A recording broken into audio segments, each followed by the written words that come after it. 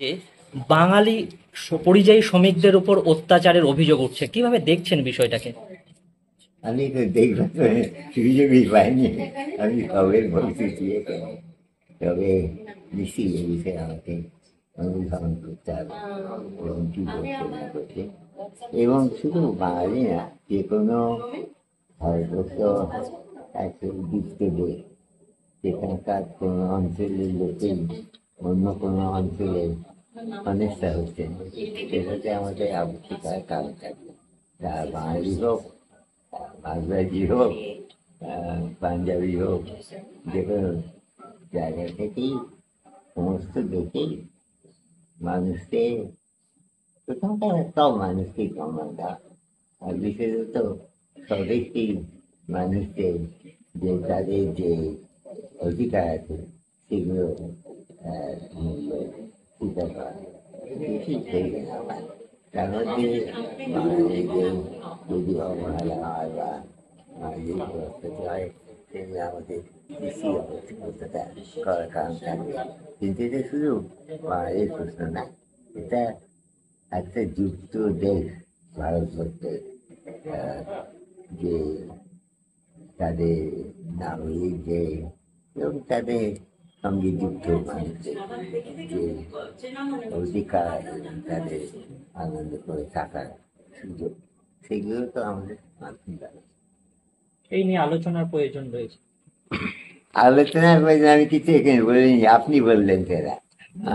আলোচনা সব বিষয়ই হতে পারে, কোন বিষয়ে বেশি আলোচনা হবে আমি তা বলতে চাচ্ছি না।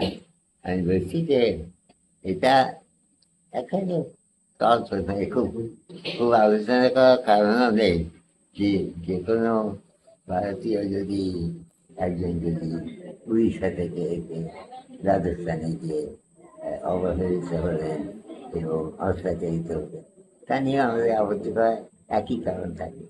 এটা নিয়ে কিন্তু আলোচনা করার প্রয়োজন নেই।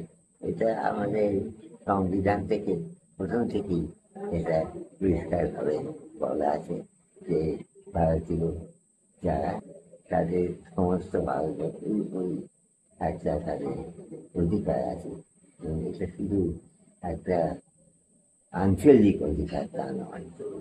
স্যার, বাংলা ভাষার আক্রমণের প্রতিরোধে মুখ্যমন্ত্রী পথে নেমেছেন এবং ভাষা আন্দোলন এখানে নিয়ে অনেক আলোচনা হচ্ছে। বাংলা ভাষাটা একটা খুবই একটা স্পেশাল জিনিস, যেটা শুধু তার সেই একাদশ দশক শতাব্দী থেকে চর্যাপদ দিয়ে যে ভাষাটার জন্ম হলো, সেই ভাষার মূল্য স্বীকার করতেই হবে। এবং তার মধ্যে নানা কাব্য হলো, নানা লেখা হলো, এবং তার মধ্যে অনেকে রবীন্দ্রনাথ ঠাকুর, কাজী নজরুল ইসলাম, এদের বক্তব্য আমাদের স্পষ্টভাবে আর এগুলো আমাদের মূল্য দিতেই হবে। এবং যে মূল্যগুলো দিতে এই তো চেয়ে দেয়, আমি চেয়ে দিয়ে কিছু করি।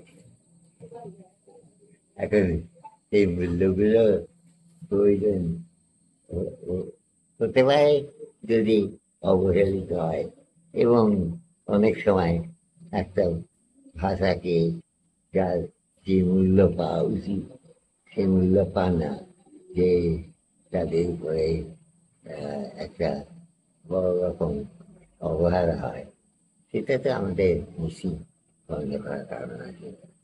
তারপর সবচেয়ে হচ্ছে যারা যে ভাষায় কথা বলে, তারা সে ভাষায় কথা বলার সুযোগ পাবেন, এবং সেই নিয়ে তাদের বক্তব্য নিয়ে ঝগড়া করার প্রয়োজন হবে না।